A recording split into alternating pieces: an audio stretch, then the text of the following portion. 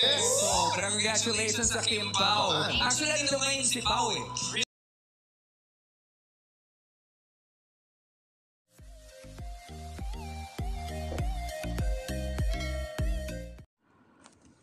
Nakakatuwa naman na kahit saan si Kimi talagang andoon yung pang-aasar ng kapwang co-host.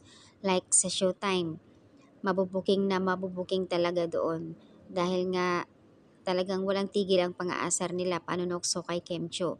At kanina sa ASAP naman, ang palaging nanunokso sa kanya or pang-asar na binibiro nga lang siya ni Robby Domingo na sinasabi niya nandito si Pau kaya naman napakurot ni Kim si Robby. At sabay pang natutuwa, hindi pang kantsaw, parang kinikilig yung mga taga-asap. Nakakatuwa lang kasi yung kahit saan si Kimi napunta, nandoon talaga yung nagbigay komento, pang-aasar, pampakilig. Hindi naman siya na sinasabi ng isa nakawawa dahil palaging pulutan. Hindi naman sa ganun. Kasi nga, sikat nga si Kimi, syempre. Dami niyang kakilala na halos lahat ka-close niya. Kaya ganun talaga. So, ayan guys. Sikat na kasi si Kimi. So, kaya ang nangyayari, palagi po siyang napapansin ng mga tao. Ganun talaga pag sikat na. Lagi napapansin.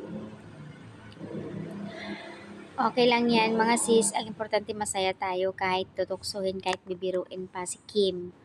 Pulutan man, yummy man o hindi. Sikat na kasi siya at ang lakas ng Kim Pao ngayon. Yun din yung bansag ni Robby Domingo. Sobrang saya lang na kahit dahil kitang-kita na sa aura ni Kim na sa mga expression niya na kapag ka binibiro siya, yung makikita mo yung reaction niya talaga na something may laman, defensive. So, ayaw lang niya na mapag-usapan siguro si Pau sa stage. Nakakatuwa nga kasi lahat ng co-host maasap and ma-showtime. Talagang si Kimi talaga yung kanilang pinagtitripan.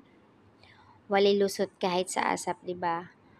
Bukas sa Showtime na naman, sigurado yan, bintang-binta na naman ang Kim Pao. Fully niya talaga si Kimi as in.